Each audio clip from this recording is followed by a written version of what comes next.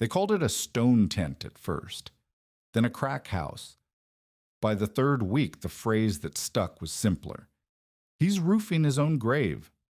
The storekeeper rode out with two men to see it for himself. What he saw was a young man fitting cross braces between two massive boulders, stretching timber across a gap barely 10 feet wide, building something that looked less like a cabin and more like a lid on a coffin made of rock. You know what happens to men who die on claims they can't prove up? The storekeeper asked. Their improvements go to creditors. The young man did not turn around. He kept fitting the brace, kept working, kept measuring angles that no one else could see. The storekeeper laughed. The men behind him laughed. The young man said nothing. He drove another peg into place. He had arrived at the claim line in late September of 1887 with $32 sewn into his coat lining and a mule that walked like it had already given up. His brother Halvor had told him not to come back. That was the whole of it. Their father's tools, the small savings, the right to winter at the family homestead, all of it now belonged to Halvor and Halvor's wife. And Torgrim Asen could find his own ground or freeze trying. He could not go east. The rail fare alone would take what little he had, and no relatives remained who would open a door to the second son who had challenged the inheritance and lost. He could not abandon the claim.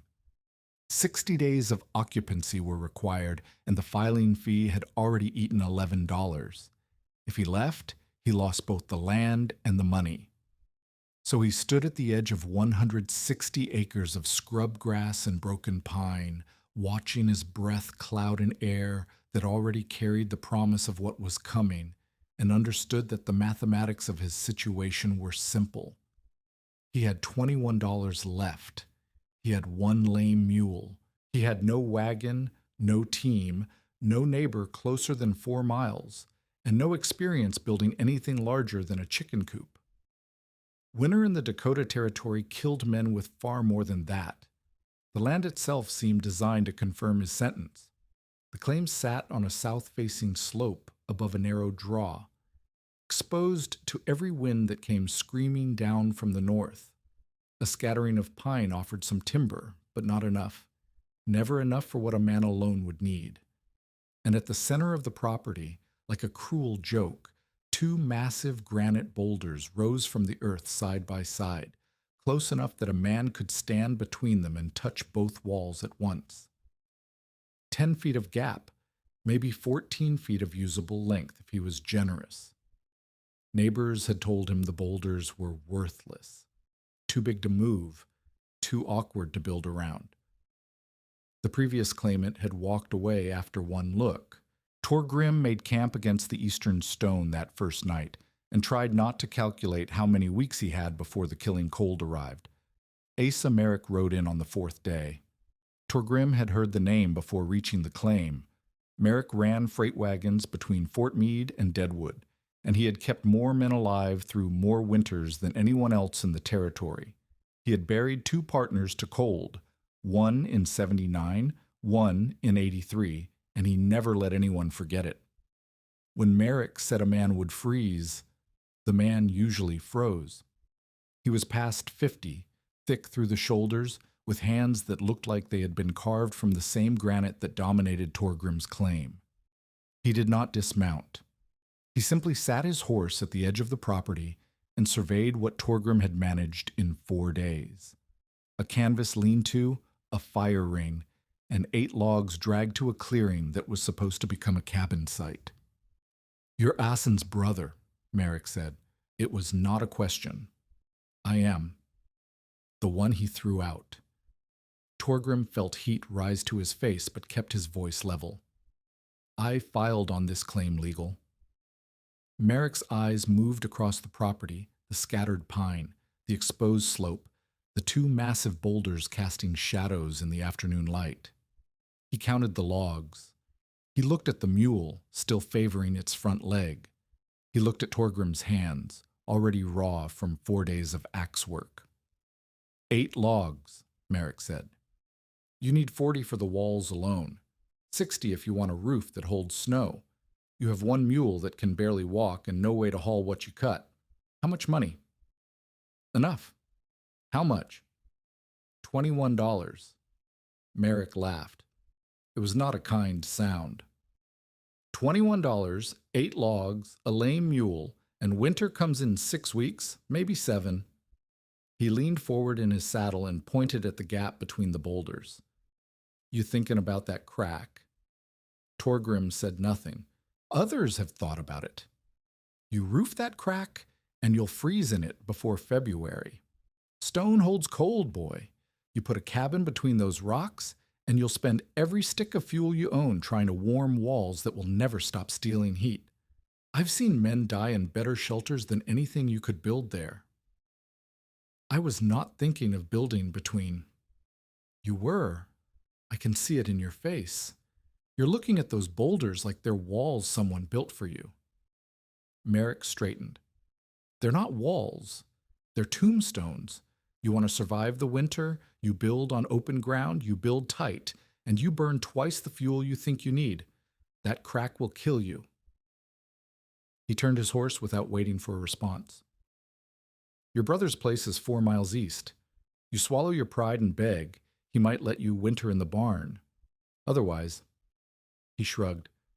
I'll check on you in spring, or what's left of you. The words should have broken him. Merrick knew this country better than anyone. Merrick had buried men who made mistakes far smaller than the one Torgrim was contemplating. But that night, Torgrim built his fire against the southern face of the western boulder, and as the flames burned down to coals, he did something he had not done in weeks. He remembered.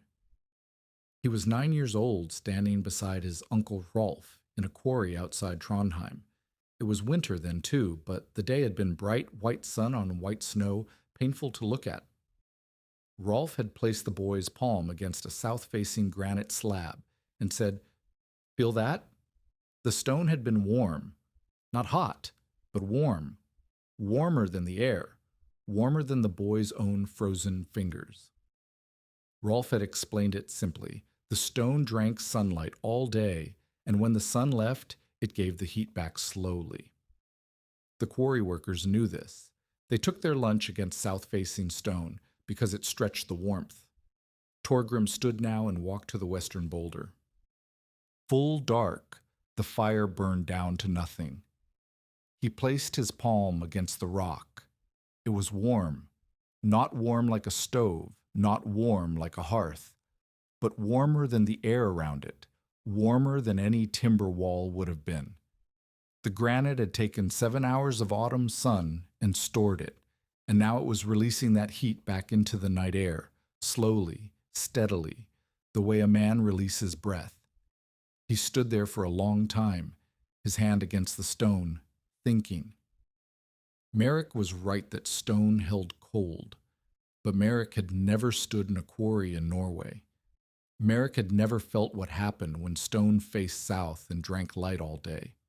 What if the granite was not a wall that stole heat, but a wall that gave it? The gap between the boulders ran roughly east to west. The southern face of both stones caught full sun from morning until evening. If a man built a shelter inside that gap, if he closed the front and back and roofed it over, he would have walls that heated themselves every clear day. He would have a space so narrow that his own body heat mattered. He would have natural wind block on 2 sides and only 2 walls to build instead of 4. The mathematics changed. 8 logs were not enough for a cabin, but they might be enough for a front wall, a back wall, and a low roof over a space 10 feet wide and 14 feet deep. The gap was too small for a family, but one man living alone needed only enough room to sleep, cook, and survive. Torgrim counted his remaining money, his remaining time, his remaining strength.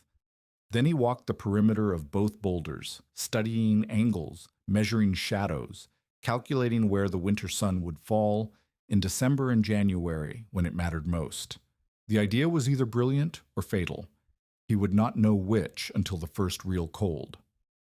Elias Voss arrived on a gray morning in the second week of October. He was the closest thing Torgrim had to a neighbor, a practical German farmer who had proved up on his own claim 3 years prior. His spread sat on better ground, near a creek, with timber access and a root cellar that could hold a family through the worst of winter. He had seen other men fail on this territory and had stopped pretending sympathy a long time ago. Voss stood at the edge of the gap between the boulders and watched Torgrim notch a log for the front wall. His expression was not hostile, only puzzled. "You're roofing a crack," he said. "I am building a cabin." "Between two stones. The stones are the walls." Voss walked forward and placed his hand against the western boulder, then pulled it back. "Cold," he said. "Touch the other side. The south face." Voss frowned, but walked around the boulder and placed his palm against the sun-warmed surface. His frown deepened. "It is warmer. But this is October. What happens in January when there is no sun for days?" "Then I burn fuel like everyone else." "You will burn more, not less. The stone will take heat from your stove as fast as you make it." "The stone will take heat from the sun all day and give it back all night. The stove replaces what the clouds steal. I burn less, not more." "This is theory." "It is observation. I have tested it for 2 weeks." Voss stepped into the gap and looked up at the rough timber frame Torgrim had raised across the opening. "The roof will not hold. You need more pitch. Snow will break it." "Show me how to pitch it steeper." Voss hesitated. This was not the response he had expected. Men who built foolish things usually defended them with foolish arguments. This young Norwegian was asking to learn. "I do not have time to teach you carpentry." "Then tell me what I am doing wrong." Voss exhaled slowly. He walked to the roof frame, examined the angles, and said, "Your purlins are too flat. The snow sits instead of slides. You need at least this much pitch." He gestured with his hand. "And you need cross-bracing here and here, or the first heavy drift will bow the center and crack your joints." Torgrim nodded, already adjusting his mental plan. "It will still freeze you," Voss said. "The rock. You're betting your life on something no one has tested." "I am testing it now." "Testing is for men who can afford to fail." "I cannot afford to build any other way." Voss looked at him for a long moment. "You are either very smart or very stupid. I will find out which in February." He turned to leave, then stopped. "If you survive until Christmas, come to my place. My wife makes good bread. You look like you need it." The hostile voice arrived 3 days later, and it belonged to Harlan Pike. Pike ran the general store at the nearest freight stop, a weathered collection of buildings 8 miles southeast. He also bought distressed claims on the side, sweeping in when men failed, offering pennies for improvements, then flipping the land to the next wave of settlers for 10 times what he paid. Half the families in the territory owed him money. The other half owed him favors, which he collected with interest. He rode in with 2 men Torgrim did not recognize, surveyed the work in progress, and did not bother to dismount. "I heard Halvor's brother was building something interesting out here," Pike said. "I had to see it for myself." Torgrim kept working. He was fitting a cross brace where Voss had told him to place it. "They're calling it a stone tent in town, or a crack house." Pike smiled at his own joke. "Though that sounds like something else entirely." The men behind him laughed. "You need something?" Torgrim asked without turning. "I need to understand what I'm looking at, because what I'm looking at appears to be a man roofing his own grave." Pike leaned forward. "You know what happens to men who die on claims they can't prove up? Their improvements go to creditors. You owe the territory for filing. You'll owe me for supplies before the first snow, unless you plan to eat pine bark. When you freeze in that crack come January, I'll own whatever you've built, and I'll sell it to someone with sense." Now Torgrim turned. "I have not bought anything from your store. I do not owe you."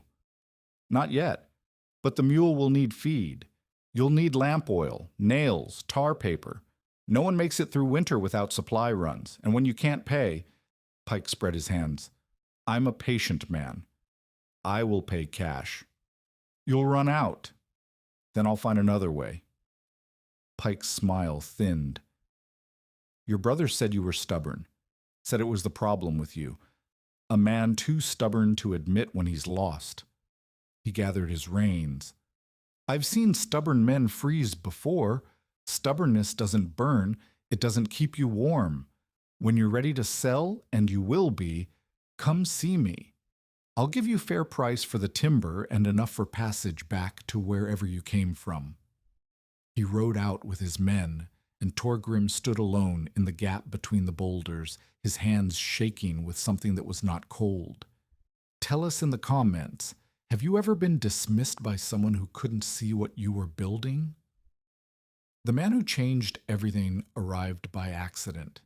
Anson Reed was 58 years old, built like a stone wall himself, and he had spent 30 years working masonry in places that did not appreciate the work. Army contracts, railroad depots, retaining walls for freight roads that washed out every spring. His hands were scarred from lime and chisel, and his left eye drooped from a rock chip that had caught him wrong in '72. He was not looking for company. He was looking for discarded cut stone suitable for a chimney footing on a job near Deadwood. Someone had told him the old claim below the boulder ridge had been abandoned, and there might be quarried pieces left behind.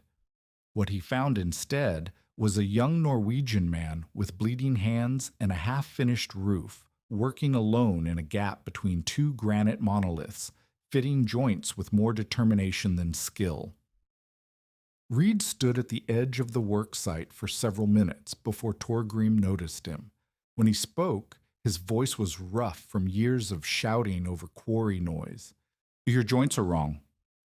Torgrim lowered his axe. Which ones? All of them. You're trying to seal timber against stone, and you're using pressure where you need flexibility. Reed walked closer, examining the junction between the log wall and the western boulder. Stone doesn't give, timber does. Winter comes, the wood shrinks, and gaps open along every seam. Cold air pours through. Your fire fights the wind all night. How do I fix it? Reed raised an eyebrow. Most men would tell me to mind my business. Most men know what they are doing. I do not. Something shifted in Reed's expression. It was not softening exactly. His face did not seem built for that, but the hostility faded. You have clay nearby? Grass? Cloth scraps? Some. Show me. Over the next 3 hours, Reed taught Torgrim a method that had kept army barracks from leaking in territories far colder than this one. The approach was simple but precise. Pack clay mixed with dry grass into the irregular gaps between timber and stone, then wedge thin wooden splints into the joints while the clay was still wet. When the clay dried, it gripped both surfaces. When the timber shrank in winter, the splints held the seal while allowing tiny movements. When spring came and the wood swelled again, the clay compressed slightly and remained tight.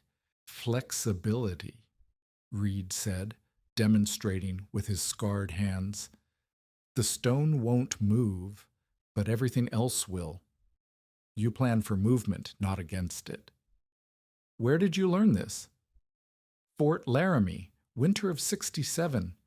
The Army wanted us to build quarters fast, and we didn't have enough timber for proper caulking. My foreman had worked quarries in Vermont. He knew stone better than anyone I've met since. Reed stepped back and looked at the growing structure. You're building something strange here. Merrick says I will freeze. Merrick knows wagons and freight. He doesn't know masonry. Reed placed his palm against the western boulder's southern face. This stone takes sun all day? Until mid-afternoon. And the eastern one? From mid-morning until evening. Reed nodded slowly. You're not as stupid as you look. The gap blocks crosswind. The stone absorbs heat.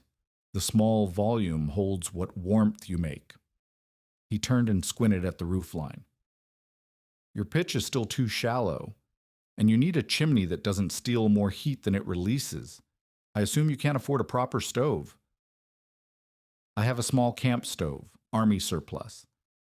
That will do for cooking, but you need thermal mass on the inside, not just the outside. Somewhere for the heat to go that isn't straight up the flue. Reed rubbed his chin. I've got 2 days before I'm due in Deadwood. I could show you a few things. Why would you help me? Because I've been where you are.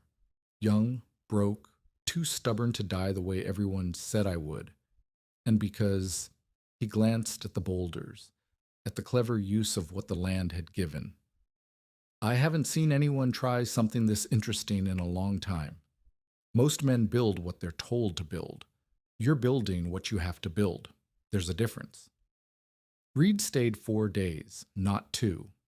In that time, he taught Torgrim 3 skills that would matter more than any amount of firewood. The first was water control. Winter in Dakota meant snow, and snowmelt meant water, and water finding its way into a dwelling meant ice, rot, and misery. Reed showed him how to trench shallow channels upslope from the gap, directing runoff away from the structure before it could pool against the walls. The trenches took a full day to dig, but would save endless trouble when spring came. The second was heat discipline. Most men think warmth comes from big fires, Reed said, crouching beside the small stove they had positioned against the back wall. They burn half their fuel in the first month and spend the rest of winter rationing. But heat is like money. The goal is not to make more, it's to lose less. Stop the drafts first, bank your walls second, then burn small and steady, not hot and fast. A small fire in a tight space beats a bonfire in a barn. The third was the creation of thermal mass inside the structure. Reed supervised while Torgrim stacked flat stones in a shallow shelf along the interior of the western boulder, positioned to catch direct heat from the stove. The stones would absorb warmth while the fire burned and release it slowly after the fire died. You can't carry enough fuel to burn all night, Reed explained, but you can store enough heat to make it through. The stone outside works with the sun. The stone inside works with your stove. Between the two, you stretch every stick of wood. By the time Reed left, the shelter had transformed. The gap between the boulders was now a sealed space, front wall, back wall, low-pitched roof, clay chink joints, a proper door frame, and a small glazed window on the south side that would admit winter sun when it mattered most. The interior was dark and cramped, barely large enough for a sleeping platform, the stove, and a small area to prepare food. But it was tight.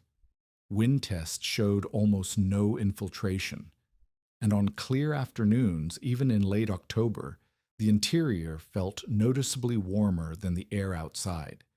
You'll need more fuel than you think, Reed said as he prepared to leave. I'm not saying you won't freeze. I'm saying you've got a chance. That's more than most men have when they start. Will you come back? If you're alive in spring, I might. Reed swung into his saddle. There's work to be done on the freight road. Retaining walls keep washing out. They could use a man who knows how to build against stone. I don't know if I know how. You're learning. That's the same thing. Reed touched his hat and rode out, leaving Torgrim alone with the 2 boulders and the strange shelter they had made together. November came hard. The first real snow arrived on the 3rd day of the month, 6 inches that fell overnight and turned the landscape white by dawn. Torgrim measured the interior temperature by touch and breath. Frost on the walls near the door, but not near the stove shelf. The glazed window faced south and admitted weak sun even through cloud cover. The stones absorbed what heat the stove produced and held it longer than timber alone would have. But November also brought doubt. On clear days, the system worked exactly as Torgrim had hoped. The south-facing boulder surfaces warmed through the afternoon, and that warmth radiated into the interior well after sunset. He could let the stove burn low at night and still wake to a space above freezing. His fuel consumption was less than half what Merrick had predicted. On cloudy days, the effect disappeared. The stones gave back nothing because they had received nothing. The stove worked harder, the fuel pile shrank, and the cold crept in through joints that had seemed perfectly sealed in October. Elias Voss visited in mid-November, stomping snow off his boots before ducking through the low door. "Smaller than I imagined," he said, looking around. "One man does not need much room." Voss touched the interior stone shelf, then the boulder wall behind it. "Warm, but it has been sunny today." "Yes." "What happens when it is not sunny for 3 days, 5 days?" "I burn fuel, like everyone else." "You have enough?" Torgrim gestured to the wood stacked against the exterior wall, beneath a canvas cover. He had managed to cut and haul just over 3 cords. Enough, maybe, if the calculations held. Maybe not. 3 cords, Voss said. "You need 5 for a structure this size through a normal winter. 6 if the winter is bad." The stones reduce the need. The stones are a theory. The fuel is a fact. Voss shook his head. "You should buy more. Harlan Pike has split wood at his store. $2 a cord." "I cannot afford $2 a cord." "Then you cannot afford to be wrong." Torgrim said nothing. He was down to $9. The mule needed feed. He needed food. $2 for wood meant $1 less for everything else. Voss seemed to read his thoughts. "My wife said to invite you for Christmas dinner, if you are still alive." "I will be alive." "I have said those words before. Sometimes they're true." Voss ducked back through the door and was gone. December brought the deep cold. Not the killing cold, not yet, but cold enough to test every joint, every seal, every calculation Torgrim had made. The temperature dropped below 0 on the 5th of December and stayed there for 3 days straight. Frost formed on the interior walls near the door, then crept along the ceiling toward the stove. The woodpile shrank faster than Torgrim had projected. On the 7th day, Asa Merrick appeared. He did not dismount. He sat his horse at the edge of the property, watching smoke rise from the small stove pipe that jutted from the roof, and his expression was unreadable. "You're still here," he said. Torgrim stepped outside, pulling his coat tighter against the wind. "I am." "The structure is holding?" "It is." Merrick rode closer, examining the snow that had accumulated on the roof and the way the drifts had banked against the stone walls. "Less fuel smoke than I expected. Either you're not burning enough or you're burning less than you should need. The stone holds heat." "I see that." Merrick dismounted and walked to the southern face of the western boulder. He removed his glove and placed his palm against the surface. Even in the thin December sun, the stone was barely warmer than the air, but it was warmer. Not by much, but measurably. "I'll be damned," Merrick said, more to himself than to Torgrim. "You said I would freeze." "I said you would freeze if you built the way I thought you were building. This—" He gestured at the structure. "This is something else. I've never seen anyone try to use the stone as a wall that heats itself." He replaced his glove. "I still think you're short on fuel. What do you have? 2 cords?" "Just under 3. You need 4 to make it through January and February safely. 5 to have margin." Merrick shook his head. "The idea is clever. Cleverness doesn't burn. If you run out of wood before the thaw, you'll freeze just as dead as anyone else." "I know." "Then what's your plan?" Torgrim did not answer, because he did not have one. Merrick swung back into his saddle. I'll check on you after the new year. If the next storm doesn't kill you, maybe nothing will." He paused. "Your brother was wrong to throw you out. I've known Halvor for years. He's not a bad man, but he's not generous either. You should have had a share of the tools at least." "It does not matter now." "No, I suppose it doesn't." Merrick rode away, and Torgrim went back inside to count his remaining wood. Christmas came and went. Torgrim ate dinner with the Voss family as invited, grateful for the bread and salt pork and the warmth of their properly built cabin. Elias Voss's wife Greta asked questions about his family, and he answered them honestly. Mother dead, father dead, brother not speaking to him, no prospects except the claim he was trying to prove up. "That's very sad," Greta said. "It is very common," Torgrim replied. "Many men have less." On the walk home, 4 miles through crusted snow, under a sky sharp with stars, he felt something he had not expected: hope. He had survived until Christmas. The shelter was holding. The calculations were proving out, at least on clear days. If he could manage fuel carefully, if the weather did not turn murderous, if nothing went wrong, but something always went wrong. January arrived like a held breath. The first week was mild, temperatures hovering near zero, sun breaking through often enough to warm the stones, fuel consumption matching projections. Torgrim allowed himself to believe he would make it. Then the 12th came. The morning dawned warm.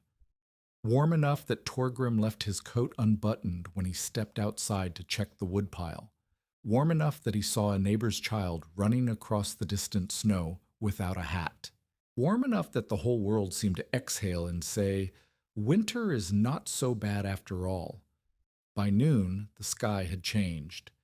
The blue drained out of it, replaced by a gray-green that Torgrim had never seen before. The temperature began to fall, not slowly, not gradually, but with a violence that felt personal, as if the cold were angry about the morning's warmth and intended to punish everyone who had believed it. By 2 o'clock, the wind had risen to a scream.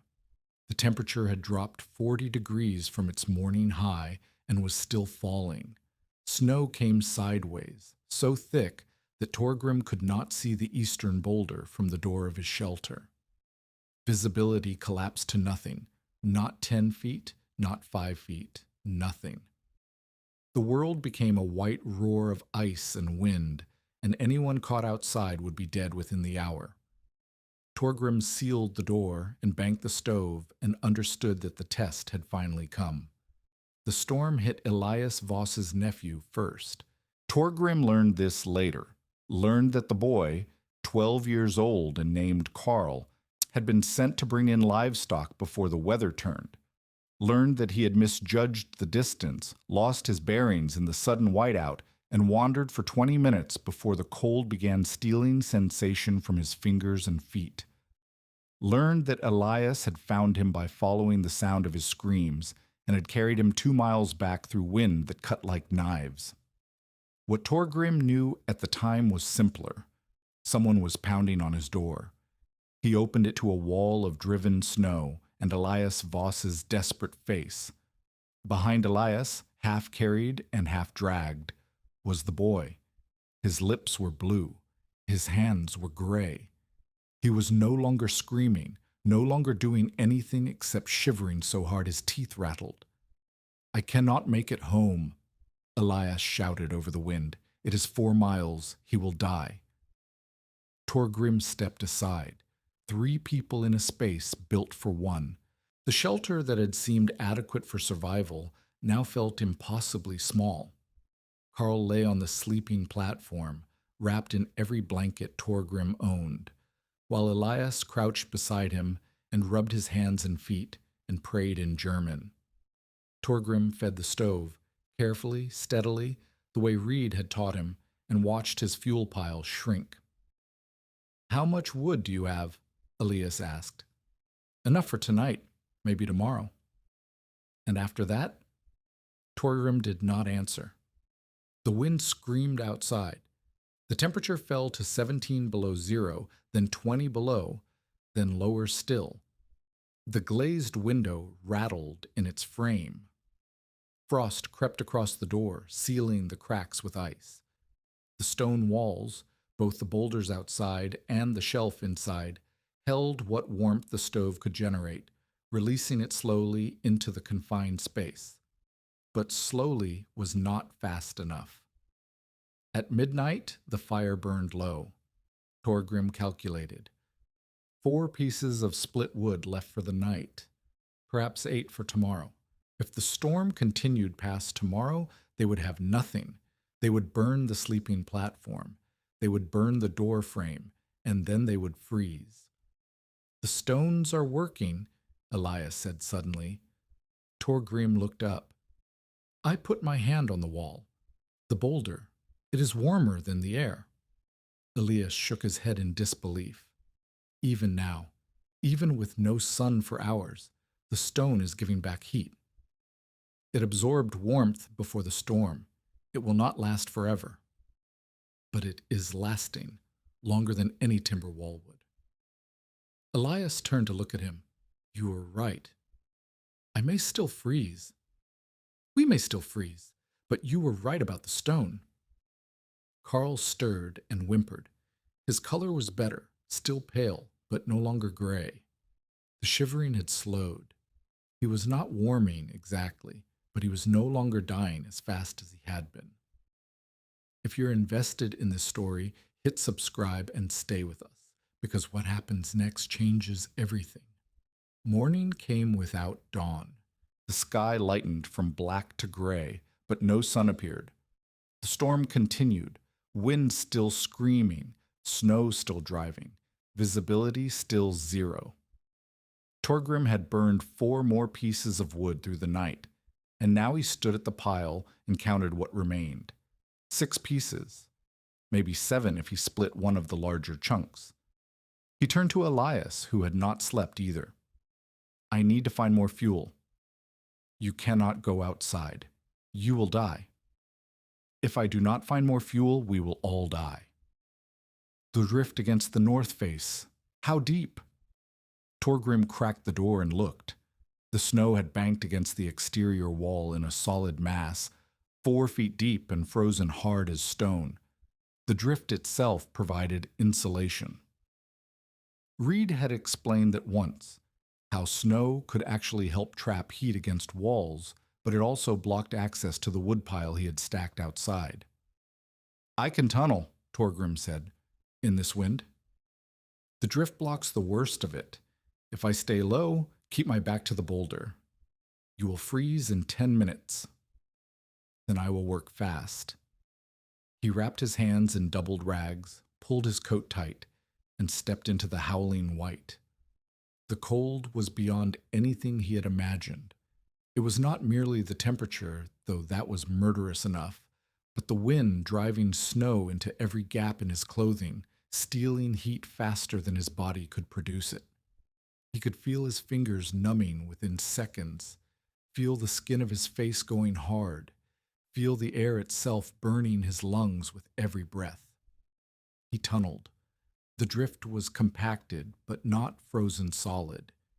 He dug with his hands, then with a short-handled spade he found half buried, carving a channel toward where the woodpile should be. Snow cascaded into the opening. Wind shrieked above him. He worked in a crouch, protected from the worst of the blast by the massive boulder at his back, and he did not stop to rest because resting meant freezing. 3 minutes. 5. 7. His fingers stopped responding. He could no longer feel the spade handle. But he kept digging, because the alternative was returning empty-handed, and returning empty-handed meant watching a 12-year-old boy freeze to death. At 8 minutes, his spade struck wood. He pulled 3 pieces from the pile, all his numb hands could carry, and retreated to the shelter, falling through the door into warmth that felt like a furnace after the outside air. Your hands, Elias said. Torgrim looked down. His fingers were white, waxy, senseless. He had been outside less than 10 minutes, and the cold had already begun to kill him.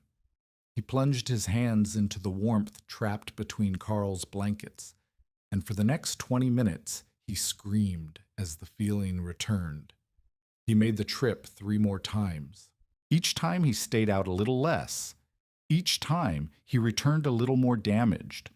By the 4th trip, his hands were blistered, his face burned red by wind chill, his lungs aching from the frozen air. But the woodpile inside the shelter had grown to 14 pieces, enough maybe to last until the storm broke. And just before noon, the storm broke. The wind died. The snow stopped falling. The sky did not clear entirely, clouds still hung thick and gray, but the violence was over. The temperature remained murderously cold, somewhere in the 20s below zero, but without the wind, it felt almost survivable. Torgrim stepped outside and looked at the world the blizzard had made. The landscape was unrecognizable. Drifts rose higher than a man's head. The sparse pine trees that had dotted his claim were buried to their upper branches. And somewhere to the south, where Harlan Pike's preferred building site sat on exposed, open ground, smoke was rising in a thin column that suggested someone had survived the night. But not everyone. Word came later that day, carried by a neighbor who had fought his way through the drifts to check on survivors. 4 families had lost livestock. 2 cabins had collapsed under snow weight, and 3 people were dead, caught in the open when the storm hit, killed before they could reach shelter. The dead included a freighter's assistant who had worked for Asa Merrick. By evening, the clouds had thinned enough to admit weak sun. Torgrim watched the light fall across the southern face of the western boulder and felt the old, familiar warmth begin to build. The stone that had held residual heat through the worst of the night was now drinking light again, storing it against the darkness to come. Inside the shelter, Carl was awake and talking, weak but alive. Elias sat beside him, his face drawn with exhaustion but flooded with relief. "You saved my nephew," Elias said. "The shelter saved him. I only built it." "You built it when everyone said it would fail. Merrick said you would freeze. Pike said you were roofing your grave." Elias shook his head. "They were wrong." "They were not entirely wrong. Without more fuel, we would have died." "But you found the fuel, and the shelter held when better cabins did not." Elias placed his hand against the interior boulder wall. "I felt this last night. I felt the stone giving back warmth when there was no fire, no sun, nothing but the cold. I do not understand how it works, but I felt it." "The stone remembers heat," Torgrim said. "Everything else forgets, but the stone remembers." He did not know if that was true. He did not know if Reed would have explained it the same way. But it felt true, and right now, that was enough. Outside, the temperature began to rise. Not much, not enough to call warm, but the killing edge had dulled. The blizzard of January 12th, 1888 was over, and Torgrim Assen was still alive. The validation began with Asa Merrick. He arrived 2 days after the storm broke, riding a horse that looked as exhausted as he did. The drifts had blocked every road between Fort Meade and Deadwood, and Merrick had spent 36 hours digging out stranded freight wagons and recovering frozen cargo. He had lost 1 man, the assistant who died in the open, and nearly lost 2 others to frostbite severe enough to cost fingers. He dismounted at the edge of Torgrim's property and stood for a long moment, staring at the shelter wedged between the boulders. Smoke rose from the stovepipe in a thin, steady column. The snow had banked against the walls in massive drifts, but the structure itself was intact, door clear, roof holding. The gap between the stones transformed into something that looked almost deliberate. Torgrim stepped outside to meet him. "You're alive," Merrick said. "I am." "The boy?" "Elias took him home yesterday. He lost 2 toes to frostbite, but he will walk. He will live. Merrick nodded slowly. He walked to the southern face of the western boulder and removed his glove. The sun had been out for several hours now, and the stone was warm under his palm, not hot, but noticeably warmer than the air. "I told you this crack would kill you," he said. "You did." "I told you stone holds cold. I told you that you'd spend every stick of fuel trying to warm walls that would never stop stealing heat." Merrick turned to face him. "I was wrong." The words hung in the frozen air. "How much fuel did you burn during the storm?" Merrick asked. 14 pieces, maybe 15. 14 pieces. Merrick shook his head.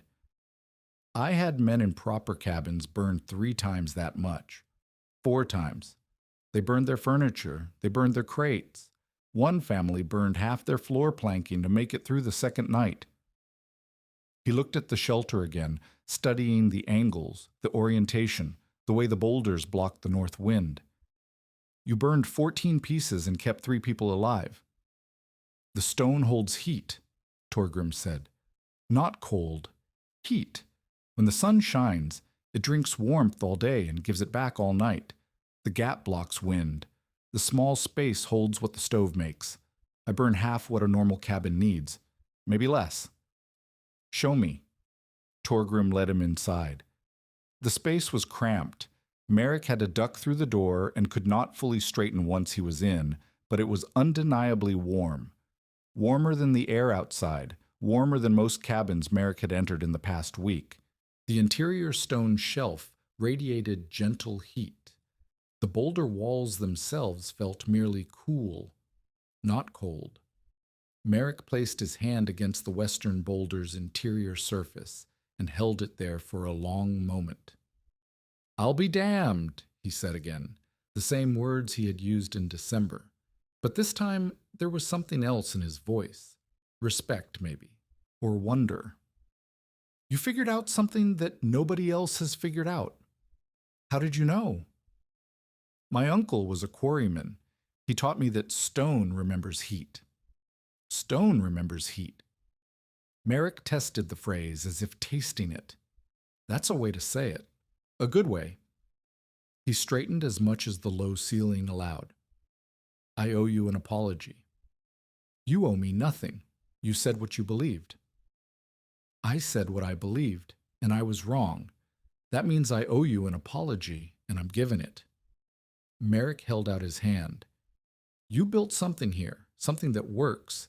I don't understand all of it, but I understand enough to know that I was the fool, not you." Torgrim shook his hand. "Word is going to spread," Merrick said. "What happened here? Who survived? Who didn't? People are going to ask questions. They're going to want to know how you did it." He paused at the door. "You should tell them." They came within the week.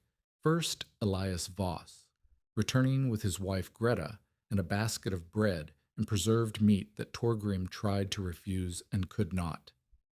Elias walked the perimeter of the shelter, asking questions in his careful, methodical way. How deep were the trenches? What angle did the roof take? How thick was the clay and grass mixture in the joints?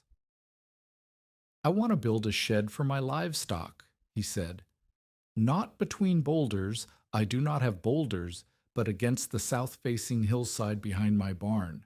The same principle. Let the earth hold heat, block the north wind." "It could work," Torgrim said. "You would need to seal the joints carefully, bank earth against the north wall, keep the volume small." "Show me how." Torgrim showed him. The teaching felt strange at first.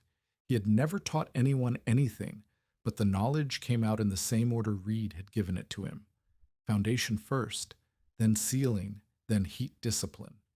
The information made more sense when he was the one saying it. Then came a farmer named Ostergaard, whose cabin sat on exposed ground and had nearly failed during the storm. He wanted to know if he could bank his existing walls with sod and earth, creating thermal mass after the fact. You can, Torgrim said, but you need drainage.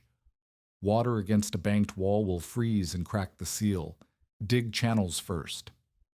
Then a widow named Clara Holst, whose husband had died in the autumn and who was trying to survive the winter alone with 2 children under 6. Her cabin was too large for one woman to heat efficiently. She wanted to know if she could seal off part of it, reduce the volume, concentrate her warmth. Use blankets if you cannot build walls, Torgrim said. Hang them from the ceiling. Create a smaller space inside the larger space. Heat the small space. Let the outer space stay cold. You burn less fuel and keep the warmth where you need it. Each visitor left with specific instructions. Each one returned later with reports. The hillside shed was holding heat better than expected. The banked walls were working. The divided cabin was survivable now when it had not been before. Word spread, exactly as Merrick had said it would. Harlan Pike's reaction came through intermediaries first. Torgrim heard it from Ostergaard, who had stopped at Pike's store for nails and tar paper. Pike had watched him load his wagon and said casually, I hear you're taking building advice from the man in the crack. His advice works, Ostergaard had replied. His advice works because the winter's been mild since the blizzard. Wait until the next storm. Wait until February. He'll freeze like everyone said he would, and everyone who copied him will freeze too. He survived the blizzard with 3 people and 14 pieces of wood. So he claims. I don't see proof. I see a man in a hole telling everyone else to dig holes. Pike had shrugged. People believe what they want to believe. When the next storm kills him, they'll believe something else. But the next storm did not kill him. A second blizzard came in early February, not as violent as January 12th, but severe enough to strand travelers and kill livestock. Torgrim's shelter held. His fuel consumption remained low. When the storm passed, he had wood to spare, and Pike's commentary shifted. He's been lucky, Pike said to anyone who would listen. Luck runs out, and when it does, all these people who trusted him will have nowhere to turn except my store. They'll need fuel, they'll need supplies, they'll need credit, and I'll be the one who provides it. At fair rates, of course. Fair rates for people who should have known better. The hostility was no longer casual. It had become something sharper, more personal. Torgrim Asin was not just a failed claim waiting to happen. He was an active threat to the economic logic that kept Pike profitable. Every family that learned to heat efficiently was a family that bought less fuel. Every cabin that survived the winter with minimal supplies was a cabin that did not need Pike's credit.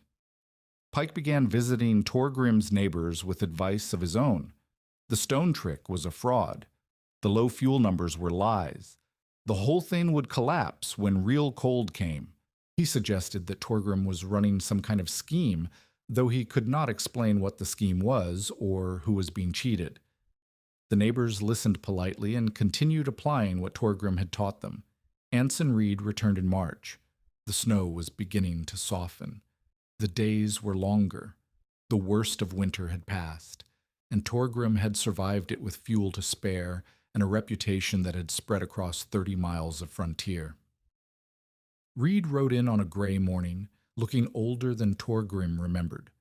His left eye drooped more noticeably, and he moved with the careful deliberation of a man whose joints no longer cooperated without complaint.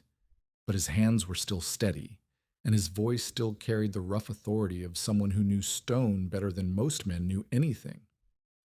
You made it, Reed said. I made it. I heard. Everyone from here to Deadwood heard. Reed dismounted and walked to the shelter, running his hand along the exterior wall where timber met boulder. The clay and grass seal had held through everything the winter had thrown at it. You did good work, better than I expected. You taught me how. I showed you some things. You figured out the rest. Reed stepped inside, examining the stove position, the interior shelf, the way light came through the glazed window on the south wall. You've been teaching others, People asked. I told them what I knew.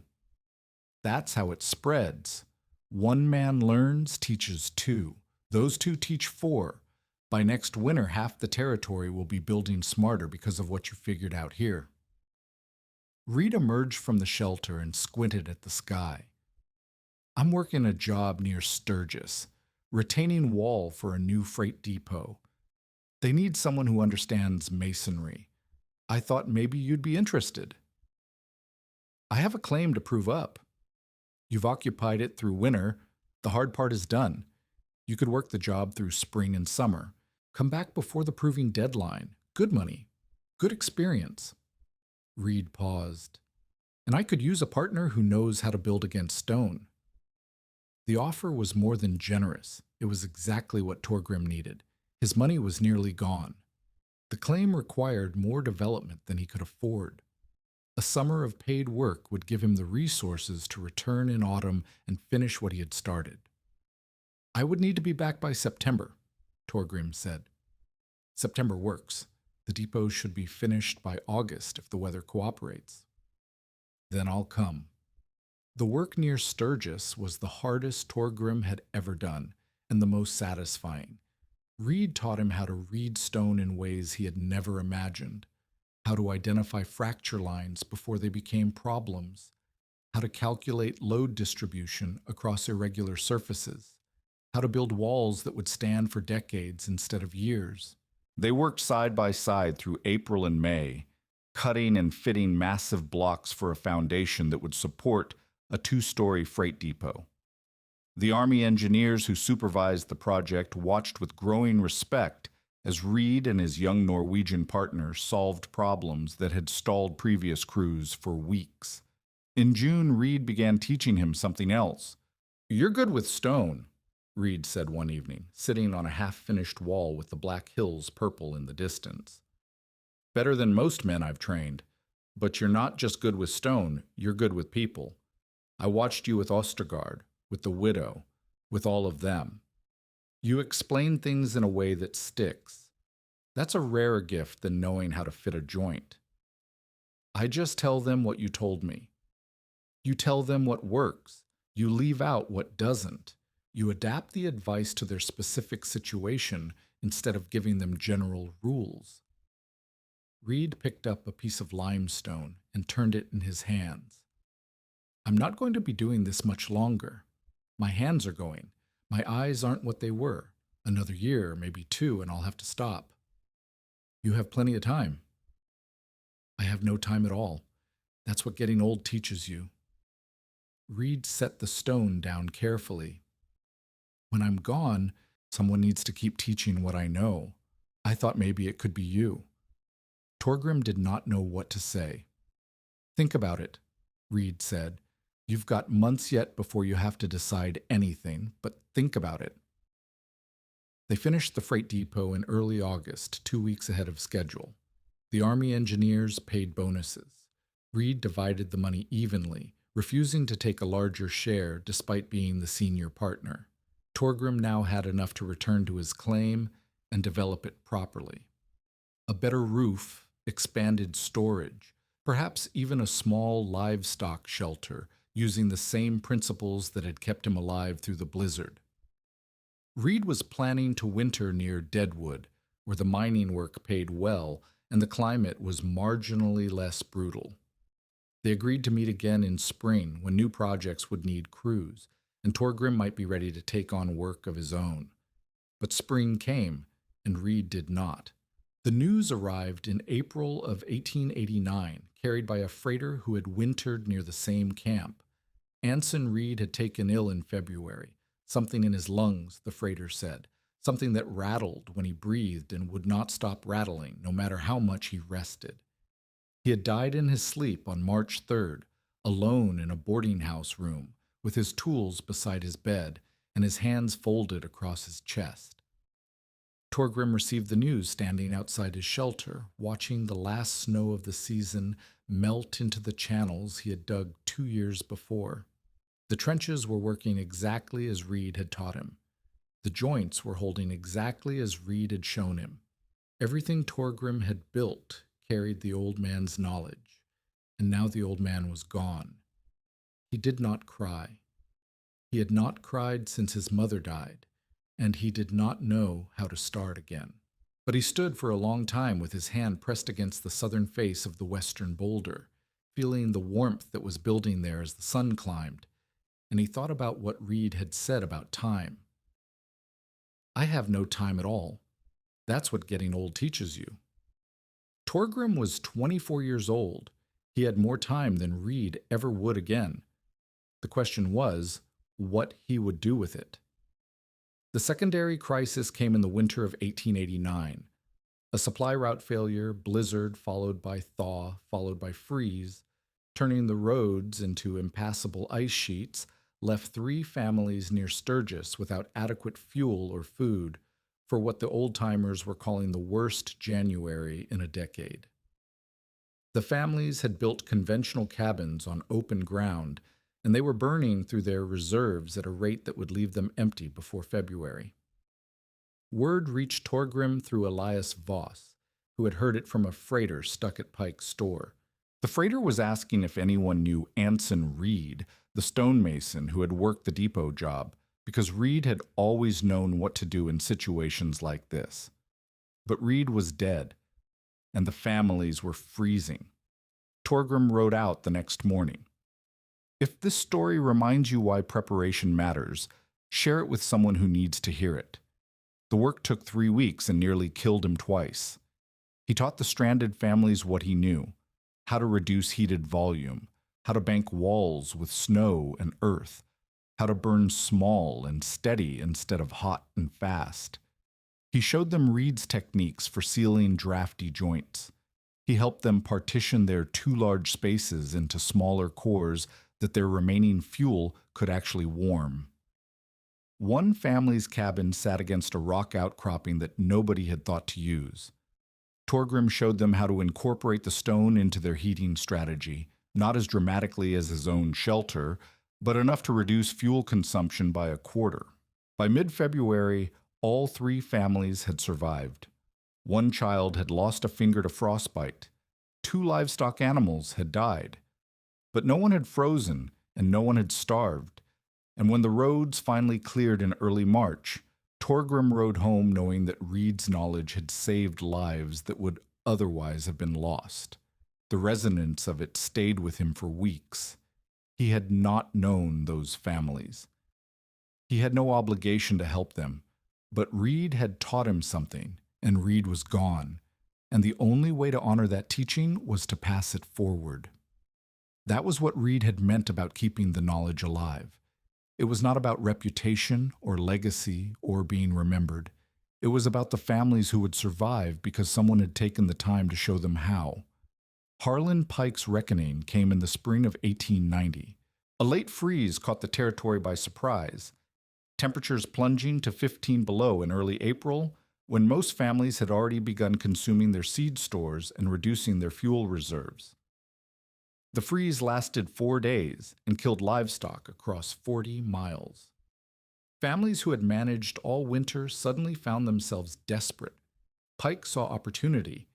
He raised prices on emergency fuel, doubled them, then tripled them when demand continued. He offered credit at rates that would take families years to repay. He bought distressed claims from men who could not afford to say no. But this time, something different happened. The families who had learned from Torgrim, the ones who had reduced their volumes, banked their walls, applied the techniques of stone and earth and heat discipline, those families weathered the freeze with minimal additional fuel. They did not need Pike's emergency supplies. They did not need his credit. They had enough because they had learned to need less. And they talked. Word spread through the territory that Harlan Pike was gouging desperate families, while a Norwegian man in a boulder crack was teaching them how to survive without Pike's help. The contrast was unflattering. Men who had tolerated Pike's sharp dealings for years began to reconsider. Families who had planned to buy from him took their business elsewhere. The freight companies he relied on for bulk goods started asking questions about his margins. Pike responded the only way he knew how, by attacking Torgrim directly. He rode to the claim on a gray April morning with two hired hands and a surveyor's map that he claimed showed boundary errors in Torgrim's original filing. The claim, Pike said, actually extended 3 feet into federal land. The improvements, the shelter, the storage, the livestock pen were therefore illegal. The whole property would need to be resurveyed, and until that happened, Pike was prepared to file a formal complaint with the Territorial Land Office.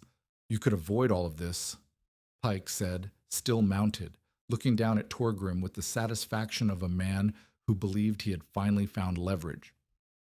Sell me the claim. Take what I offer and start fresh somewhere else. I'll give you fair value for the timber and the labor. You walk away clean. Torgrim looked at him for a long moment. No, he said. No? You understand what I'm telling you? I can tie this claim up for years. I can make it so you never prove up. I can. You can try, Torgrim said, but you will not succeed. The filing is correct. I checked it myself, and so did the land office when I submitted it. There's no boundary error. There's only a man who is losing money because other men are learning how to survive without him. Pike's face darkened. You think you're clever. You think because you taught a few farmers how to burn less wood, you've beaten me. But this territory runs on credit. It runs on supplies. It runs on men like me who keep the goods flowing when the roads close and the storms hit. You cannot replace what I provide. I am not trying to replace you. I am trying to help people survive. Help people. Pike spat the words. You're destroying my business. Every family that learns your tricks is a family that does not need my fuel, my nails, my tar paper. Every claim that survives the winter without my credit is a claim I cannot buy when it fails. You are costing me money, and I will not stand for it. Then do not stand for it, Torgrim said. File your complaint. Bring your surveyor. I will meet you at the land office, and we will see whose claim is correct. Pike stared at him, and for the first time something flickered in his eyes that looked like uncertainty. He had expected Torgrim to fold, expected the threat of legal trouble to be enough, but the young Norwegian was not folding. He was not even bending. This is not over, Pike said. No, Torgrim agreed. It is not. The land office dispute lasted 2 months. Pike's surveyor found no boundary error because there was no boundary error, and the formal complaint was dismissed. But the damage to Pike was not legal. It was reputational. Word had spread that he had tried to steal a claim from a man who had saved lives during the freeze. Men who had once tolerated his sharp practices now avoided him openly. The freight companies he relied on shifted their contracts to competitors. By autumn, Pike was selling his store to a buyer from Rapid City and leaving the territory for good. The day he rode out, he passed Torgrim's claim without stopping. But Torgrim saw him through the trees, and Pike saw Torgrim watching, and something passed between them that did not need words. Pike had lost. Not because Torgrim had beaten him, but because Pike's entire model, profit built on desperation, wealth extracted from failure, could not survive in a community that was learning to need less.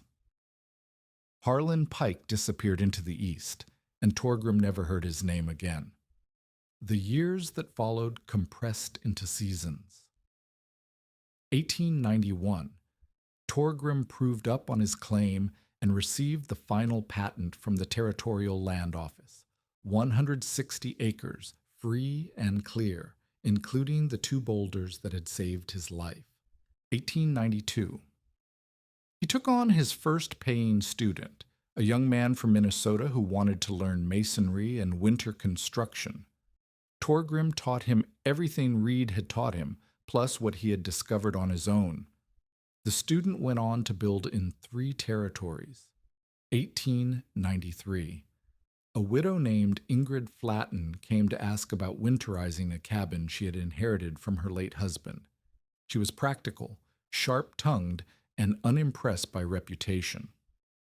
Torgrim showed her the techniques, and she asked questions he had never considered. They argued about drainage. They disagreed about roof pitch.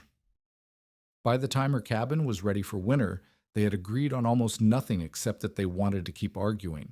They married in 1894 in a small ceremony attended by Elias Voss, Asa Merrick, who had recovered from the loss of his assistant and was now running the largest freight operation between Deadwood and the Missouri, and a dozen families whose cabins and sheds bore the marks of Torgrim's teaching. 1895, their first child, a boy they named Rolf, after Torgrim's quarryman uncle. Torgrim built a proper house that year, not between the boulders, which remained his workshop and storage, but on the slope above them. The house faced south. The walls incorporated stone thermal mass. The design drew on everything he had learned, and it needed less fuel than any structure in the county. 1896, 97, 98, more students, more families learning the techniques. A daughter named Astrid, an expansion of the livestock operation. A reputation that spread beyond Dakota into Wyoming and Montana, where men with hard winters and scarce fuel were hungry for any advantage. 1900.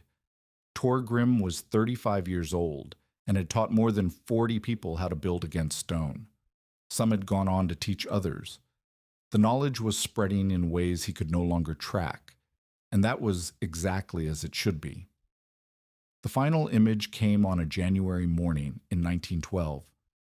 Torgrim was 56 then, his hair gray, his hands scarred from decades of stonework. Ingrid had died 3 years before, a fever that took her in a week and left him hollowed out in a way that nothing had managed since his mother's death. Rolf was married now, working construction in Rapid City. Astrid had married a teacher and moved to Minnesota. The shelter between the boulders still stood. Torgrim walked down the slope to visit it on the anniversary of the blizzard, as he did every year. The structure was a storage shed now, tools, preserved food, the accumulated equipment of a working ranch. But the bones of it remained, the front wall, the back wall, the low roof, the clay chinked joints between timber and granite. The stones themselves were unchanged. They would be unchanged long after everything human had rotted away. He placed his palm against the southern face of the western boulder and felt the warmth building there, even in January, even with the temperature well below zero. The stone was drinking sunlight just as it had 25 years before. It would give that heat back tonight, just as it always had. He thought about Reed, dead now, almost a quarter century. He thought about Merrick, who had retired from freighting and lived in a comfortable house in Sturgis, paid for by a lifetime of keeping men alive. He thought about Elias Voss, still farming the same claim, still using the hillside shed that Torgrim had helped him design. He thought about the man he had been when he arrived. 22 years old, $32, one lame mule, and no idea how to survive what was coming. That man had stood in this exact spot and wondered if he would live to see spring. And then Merrick's voice came back to him, clear as if the old freighter were standing beside him. You roof that crack and you'll freeze in it before February. Torgrim smiled. He had not frozen. He had lived.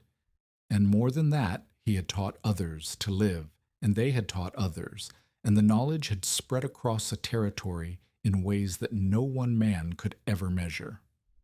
The sun climbed higher. The stone grew warmer under his palm. And Torgrim Assen stood between the two boulders that had become his walls, feeling the heat that the granite remembered, and understood that this was what it meant to build something that lasted. In the years after his death, a quiet passing in his sleep, age 71, in the house he had built above the boulders, more than 100 families across 4 states would trace their winter survival techniques back to what a young Norwegian had figured out in a crack between 2 rocks in 1887. The original shelter remained standing until 1938, when a lightning strike finally brought down the roof. The boulders themselves still stand today, side by side on a south-facing slope in the Black Hills, warming in the winter sun, giving back heat to nothing now but the wind and the grass and the snow that falls around them. On January 12th of that first winter, when the temperature dropped 70 degrees in 8 hours and the world turned white and lethal, Asa Merrick had told a young man with nothing that he would freeze in the crack he was trying to roof. The crack kept 3 people alive through the worst blizzard the territory had ever seen, and the stone remembered heat, exactly as a quarryman's nephew had been taught, in a place called Norway in a time before any of this had begun.